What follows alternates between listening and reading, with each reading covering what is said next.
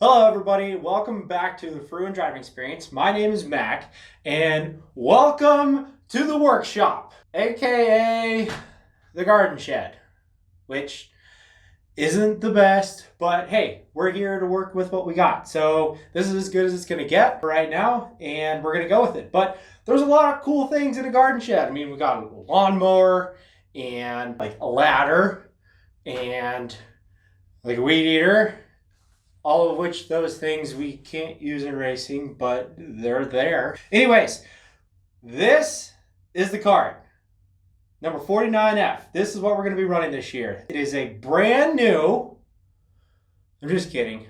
It's not brand new. We couldn't afford that. There's no way we could do that. This is a 2005 Rage Dagger. It is old, 15 years old, but that is the point of why we're doing this, is to show that you don't need the newest, latest, and greatest stuff to be a winner, to be a champion, to do good on a track. And that's why I went with this. Plus, this thing came basically race ready, body, chassis, clone motor, actually. Tires, which I couldn't use because they were slicks and we're not running that.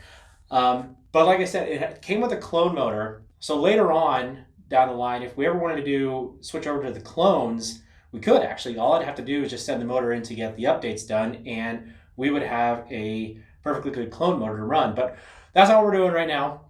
We're running the Predator classes.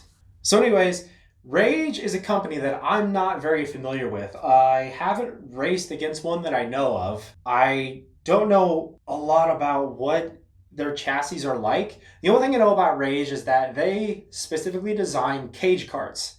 This is a flat cart. When I first got this, I didn't know exactly what it was. I knew it was a flat cart by looking at it, but I wasn't entirely sure. And actually, a guy told me, he said, Rage specifies in cage carts. You may want to check to make sure that you don't have a cage cart and it just doesn't have the cage on it, which kind of worried me a little bit because cage carts are built different than flat carts are. The chassis are different. It won't do as well. You can run it, but I wouldn't suggest it. But you can run a cage cart on the same track, but it's not going to do the same. The flat cart is where we're at. And it had me a little bit worried. So the only thing I knew to do was to get the serial number, which is on this back plate, send it off to Jeff, have him tell me what it is. And he came back and told me it's a 2005 Rage Dagger, which is their flat cart. Now, I've heard mixed reviews on these chassis, whether it be good or bad. Some say great with a lot of cross, which I don't think we're going to dive into until way later on down the line. And some say that they just weren't that great, which is why Rage mainly focuses on the cage carts. They're good with the cage carts and not so much the flat style. So Jeff, if you see this and you have any setup tips, that'd be great, man, because I might need the help on this. Another cool thing that Jeff sent me, though, was this Rage Carts Dagger cart setup. This setup is specific to this chassis, which is really great. You get this a lot with chassis manufacturers. If they tell you what you have and you ask for baseline numbers, they can send you it. And so I got this with baseline numbers, and I've reset the cart basically back to what the baseline numbers are. So when I get the tires, we'll take it to the local kart shop, the sport shop, and we're going to do full setup. We're going to do a suggested setup, cross, front stagger, rear stagger, toe, camber caster, all that good stuff. We're going to get that taken care of. But right now, none of that's happening is because we're waiting on tires. So tires. Unfortunately, there was some miscommunication somewhere in the conversations and the wrong tires were sent out. So unfortunately, I had to send them back. And the guy that's doing the tires for me is getting the correct ones ready, sending them out to me. We'll get them slapped on and then we'll go do the scaling part. So this evening, what I would really like to do is go over a couple things. So even intermediate, people that have raced for a while understand what I'm about to go through. But the beginners is what I'm here to help. Like I said in the beginning, I would like to offer my advice as well as get advice back from you. So we're going to kind of go over some of the basics and what it takes to get a chassis set up. First thing I want to go over is motor positioning. So when you get it on the actual motor mount, it's not done. It doesn't just go on and that's it. You bolt it down and it's straight. It actually has some flex, and I'll show you that. Another thing I want to talk about is running your clutch inboard or outboard. I'll explain that on another motor that I've got ready. Once we get that set up, we get the motor on, we get the clutch inboard or outboard. I then want to talk about sprocket changing, as well as getting the sprockets tight and the clutch aligned with the sprocket, getting it straight. Now, there are some special tools for it. I don't have them. This is more of a line of sight. Like I said, this is more of a, we don't have the most expensive tools. We don't have the best equipment. We're going to do the best that we can. So I'm going to show you some tips and tricks on how to help with that. But this is it. Welcome to the Fruin driving experience in the workshop in the garden shed. All right, welcome back. Like I said, we're going to go over a couple of things. And the first thing I mentioned was motor positioning. So whenever you get a motor, and this applies to basically all motor clones, flatheads, and even predators. By the way, a predator is not a clone, something you should know. There's something very important that you should know, and that is on these motors, you have your mounting bolts right here, obviously. And as you can see, this bolt, this hole is definitely circle rounded, whereas this is an oval shaped one. And the same happens on the other side. I don't know if you can see that, you should be able to, but you got oval on this side, round on this side. And what that allows to happen is that there is going to be some motor shift when you get it on the mount. So we've got this one on. I loosened it up so you could see it, but if we come back here and take a look, there is some motor flex. I know it's not a lot, but I can tell you right now, it is enough to throw a chain alignment off considerably, to the point where you'll throw chains. Something very important to think about. So whenever you're lining up, it's not always going to be just drop it on and it's going to be straight. You're going to have to move it around just a little bit, because you can move it just a little bit and it'll be straight. So yes, very important thing to see is that this doesn't just plop on the motor mount and you're done. There is a little bit of shift and a little bit of movement that you have to do. All right, guys, this is the next part. We're going to talk about inboard versus outboard on a clutch. Now, what inboard versus outboard is talking about, and you'll hear people talk about it a lot, is on a clutch you have your driver. And inboard versus outboard means that you can run the clutch in different positions. You can either run it this direction or this direction on your shaft. So inboard is when you're running the clutch, when you're running the driver inboard towards the motor. That is an inboard clutch.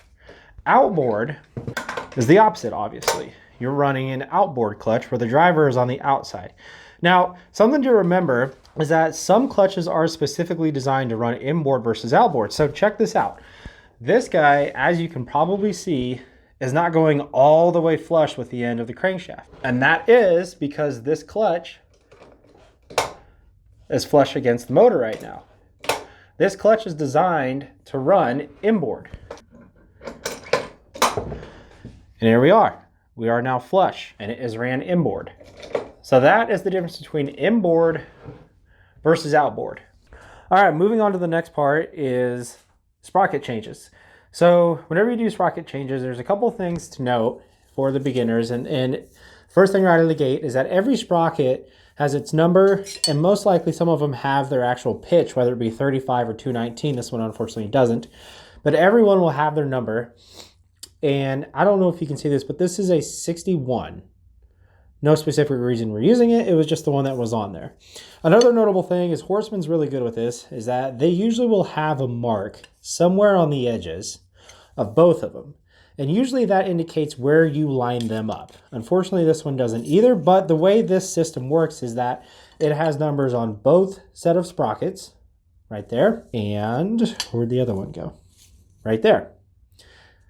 And what that means is that both of these need to be aligned, so the numbers need to be on both sides to come together, and that is how your sprocket is supposed to go together. Something to note, never put a sprocket on without knowing which way that it's supposed to go first, because your pitch will be off on one of the sprockets, and your chain will not like this. So it's easy and simple. You just have to put one on, like such. Like I said, this one has the numbers to the outside, so this one will have the numbers to the outside.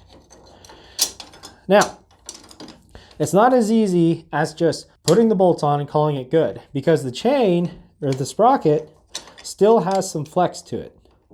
It's not much, but there is a little bit to it. So what I do, there's probably better ways out there, but this is how I do it, is I take my chain and I make sure that it's covering the majority of it, and you grab it and squeeze.